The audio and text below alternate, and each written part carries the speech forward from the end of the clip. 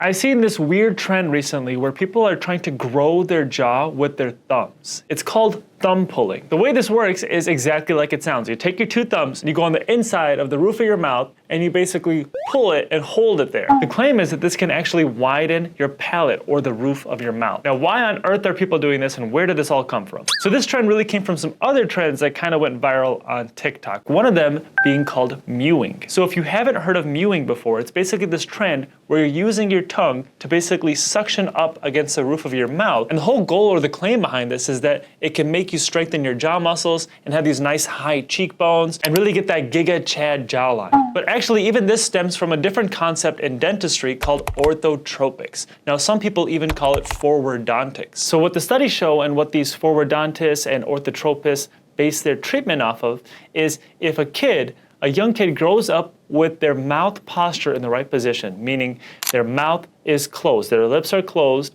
their teeth are slightly touching, and their tongue is up against the roof of the mouth.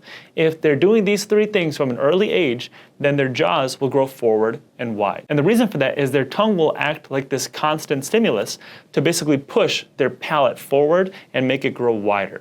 And as your palate or the roof of your mouth grows, then the bottom jaw or the mandible will also grow to follow it. Now, this thumb pulling trend and what this mewing did is basically take these things to an extreme. And this is how it blew up on TikTok, and all these wild claims came from it. So mewing has these claims where if you have your tongue in this position, then it's gonna make all these crazy transformations and your life is gonna change. And then thumb pulling is now doing the same thing, saying it's really gonna grow your jaw. Well, here's a problem with that, because most people doing this thumb pulling are either adults or teenagers. But by the time you get to your mid-teens, this suture in the roof of your mouth will close. So the reason that this expander works on kids is because the suture in the roof of their mouth, called the mid-palatal suture, is still open. So it's easier to basically move that bone out. But as an adult, it's a lot harder because that suture fuses together. So now you need something a lot more involved. If you put that same expander on an adult, all it's gonna do is tip those teeth out. It's not actually going to expand the jaw. And now if we're talking about moving bone, it's really hard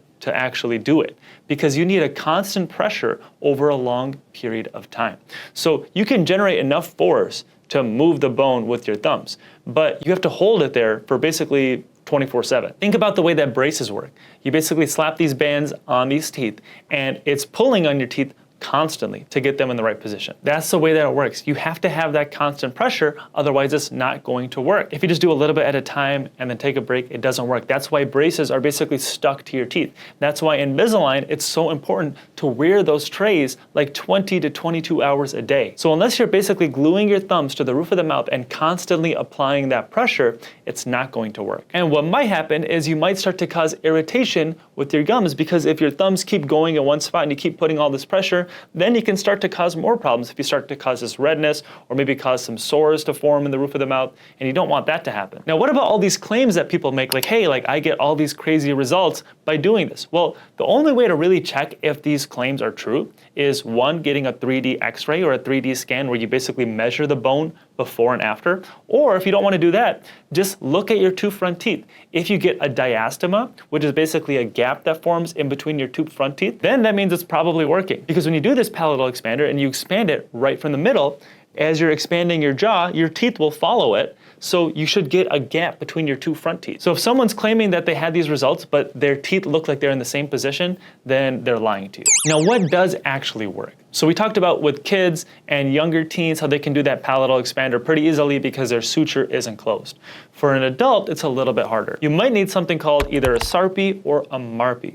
This is basically the same thing as the palatal expander for a kid, only it's surgically involved. Because that suture is closed on an adult, you have to basically surgically put this in the bone so that it's actually putting pressure on the bone and not the teeth. This actually can work pretty well. The only problem is it can be really painful and the surgery process can be difficult to recover from. But if you really want it, then it's still out there as an option. Unfortunately, you can't really do things like braces or Invisalign to really expand the bone. You can move the teeth out, but not the bone, because the same thing, it's not gonna generate that force to move that suture and open that suture. Now, something else that I think can help literally anybody, whether you're a kid or an adult, that does not involve any surgery, is something called myofunctional therapy. A myofunctional therapist is basically someone that's going to be trained in proper lip posture, tongue posture, cheek posture, and basically trained in strengthening these muscles. And just because it doesn't involve changing the shape of your bone doesn't mean it's not going to help. This might help even more than doing those surgical expansion, and definitely it's going to help a lot more than thumb pulling. You see, a lot of times people develop sleep apnea because they cannot keep their tongue up against the roof of their mouth.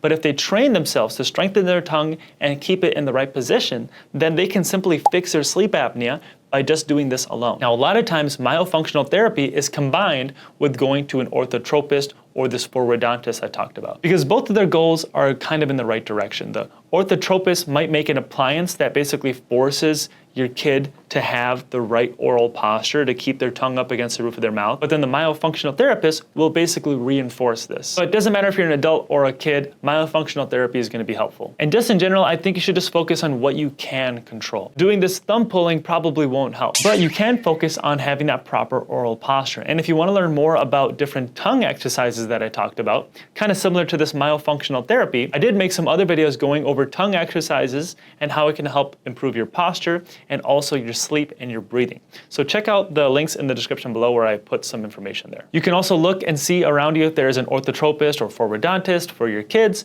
or if there's a myofunctional therapy around near you. Now just keep in mind that these specialties are kind of rare. Myofunctional therapy is a little bit easier to find, but forwardontists and orthotropists are a little bit harder to find near you. Anyway, thank you guys for watching. I hope you liked that video. If you haven't already, hit that thumbs up button and subscribe to my channel below, and I will see you in the next video. If you wake up with a sore jaw or chipped teeth, you might be grinding your teeth without even realizing it. Today I'm going to explain why people grind their teeth, and a little hint, it's not always because of stress. And I'm also going to explain what you can do about it. So grinding your teeth is also called bruxism, and it is exactly what it sounds like. People literally move